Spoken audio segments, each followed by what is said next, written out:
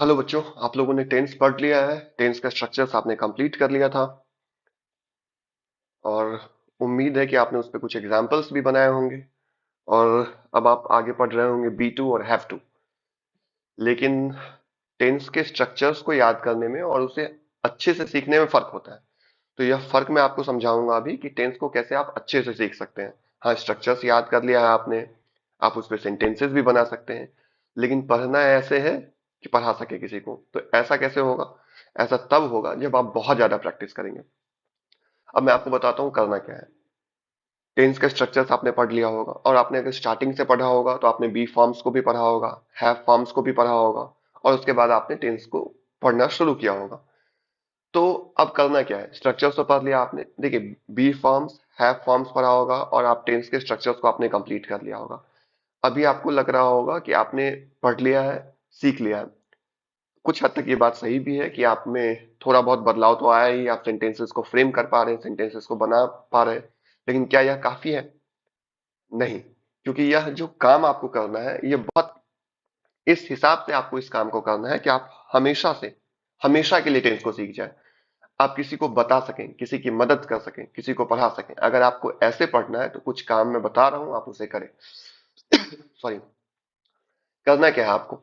जैसे आपने be forms है, बी फॉर्म्स पे कितना से बी फॉर्म्स आपको is am are, was were, shall be, will be साथ है।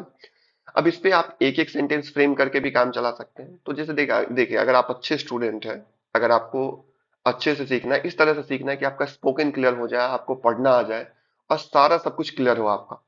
अगर आपको इस हिसाब से पढ़ना है, इस हिसाब से पढ़ाई करनी है, तो थोड़ा सा एक्स्ट्रा करना होगा आपको। जैसे आपने सिंपल प्रेजेंट पढ़ा या प्रेजेंट कॉन्टिन्यूअस पढ़ा, तो अब उसके स्ट्रक्चर्स को पढ़ना तो जरूरी था ही। लेकिन आपकी आपको जो आपकी पढ़ाई की जो शुरुआत होगी वो तब होगी जब आपने स्ट्रक्चर्स को पढ़ लिया। जैसे आपने सिंपल प्रेजेंट पढ़ लिया, प्रेजेंट कॉन्टिन्यूअस पढ़ लिया, स्ट्रक्चर्स याद हो गया। तो अभी तो आप पढ़ना शुरू करना है। उस पे क्या करना है आपको? कम से कम 100 एग्जाम्पल, अगर संभव हो तो 200 एग्जाम्पल बनाइए। 100 एग्जाम्पल आप क्या करिए, हर टेंस के स्ट्रक्चर पे बनाने की कोशिश कीजिए।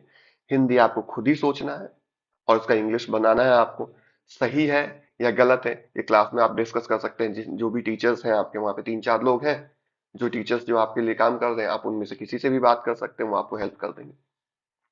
सबसे पहला काम क्या करना है, जैसे मैं आपको एक बात बताता हूँ। आपने सिंपल प्रेजेंट का स्ट्रक्चर पढ़ा होगा, तो सिंपल प्रेजेंट का स्ट्रक्चर क्या होता है मैं आपको एक बार लिख के भी बता देता हूँ, है ना।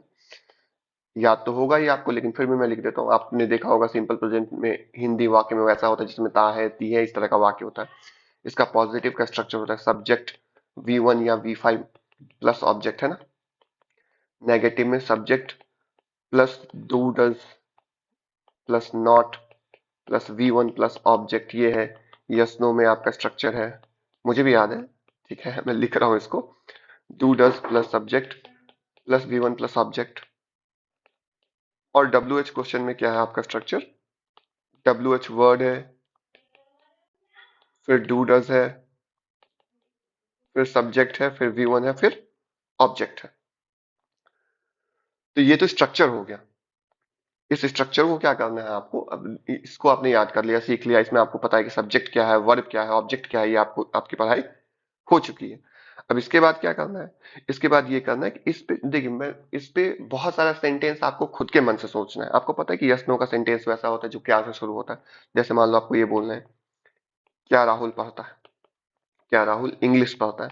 तो ये आप खुद के मन से सोचें और इसे खुद से इंग्लिश में बनाएं। आपको पता है कि ये सिंपल प्रेजेंट का सेंटेंस है, यस नो का सेंटेंस है, तो इस स्ट्रक्चर का उपयोग करना होगा आपको। तो आप इसका प्रयोग करें। डज राहुल, फिर वर्ब लिखना है, तो वर्ब लिख देंगे, डज राहुल स्टडी इंग्लिश। आप यकीन नहीं मानेंगे, ये एक सिंपल सा काम है। अगर आप इसे करेंगे तो आपके ज्ञान के स्तर में, जो इंग्लिश का नॉलेज है आपका, उसके स्तर में बहुत ज्यादा बदलाव आएगा। आप हर उन चीजों को कर पाएंगे जो एक साधारण सा विद्यार्थी नहीं कर पाता है।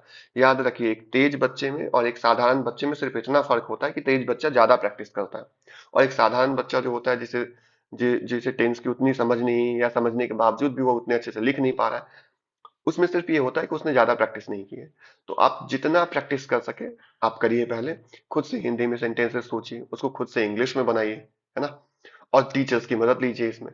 अगर आप यह काम कर पाएंगे, और सिर्फ सिंपल प्रेजेंट पे नहीं, जितना भी स्ट्रक्चर्स आप सीखते हैं उस पर जितना सेंटेंस आप बना सके, अगर आप यह काम कर पाएंगे, आप यकीन मानिए, मैं गारंटी देता हूँ आपको, आप सिर्फ 3 महीने के अंदर में आप स्पोकन भी कर पाएंगे, बोलना भी अच्छे से सीख पाएंगे, आपका लिखना भी सही हो जाएगा, और जो किताब आपको पढ़ना है रेनबो, उसमें भी आप धीरे धीरे धीरे सक्षम हो जाएंगे। तो आप मेरा कहना माने, आप इस काम को करें, जितना हो सकता है उतना करें। ठीक है, फिर मैं आपसे बात करता हूँ अगले वीडियो में। Thank you.